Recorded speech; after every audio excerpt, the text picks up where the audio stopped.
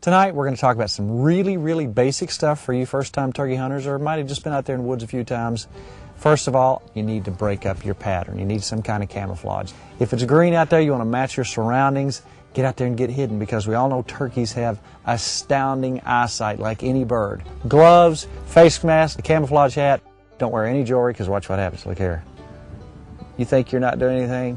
You got a watch on and you're moving your hand around making a call. Turkey sees that, he's gone. Once you get the camouflage, you're going to start buying toys. One of the most important things you got to have to put all your toys in is a turkey vest. A turkey vest is important because, hey, once you get out there, you may be stuck in a situation. You got to sit under a tree, you got to get hidden, you got to sit for a long period of time. This one has a built-in back pad and it has a seat as well. You go to the woods, and everybody talks about locator calls, locator calls, locator calls. I like to let nature do my locator calling for me. But if it's an old tough bird out there and you can't get him to make any noise, they make all kinds of calls, owl calls, so on and so forth. That's the sound of an owl, and that'll make those birds respond. Crow calls work effectively as well, but remember, a lot of times nature will do that for you. The big question is, what kind of call am I going to use?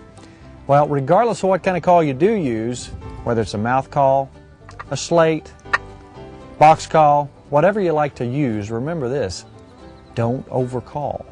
If you locate your bird, okay, you hear him gobbling, you know approximately where he is. Try to get as close as you can to him without spooking him. 75 to 100 yards usually works for me.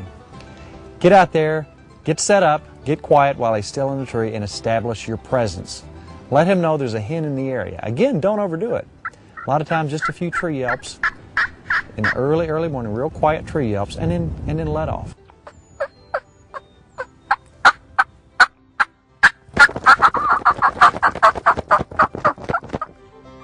That's kind of what it sounds like when they come out of the roost in the morning. Now, in nature, the hen will go to him, so you have to work a little bit harder. You've got to get him to come to you. Now, here's what happens a whole lot. And I can't tell you how many times this happened to me in the early stages when I first started hunting. I overdid it, especially with a mouth call. If you got a mouth call in your mouth, you're tempted to make noise on top of noise.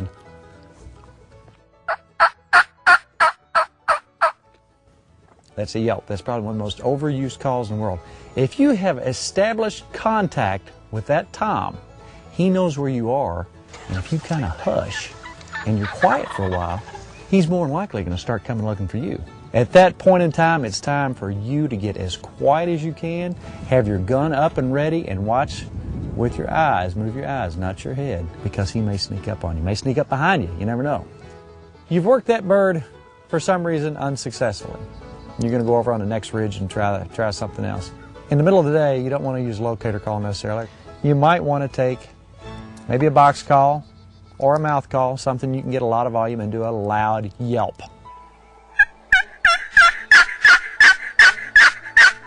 And you may get a response from that. If that's the case, go to that next bird. Try to sneak in there as quiet as you can, get as close as you can, set up, and start all over again.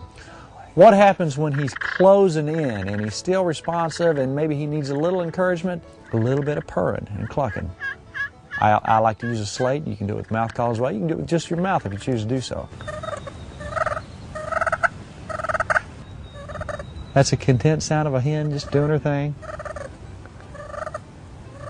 That lets him know kind of she's still there and she's still content. It's a comfort sound. And that might fire him up. Say you have worked a bird for a while and for some reason he's hung up, he's not responding, or he's just gone. Don't forget this. Set in there a good while once you've lost contact with him, because he may be sneaking up. Always remember that.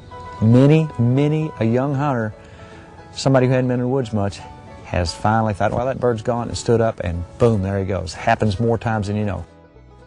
A question I get asked a lot is about decoys. Do you use a decoy? In the very early part of the season, I like to put a hen on the ground, and I like to put a jake above her. If an old tom comes in, he's the dominant male in the area, he's not going to like that youngster coming in his area. He may come up and tear your decoy up.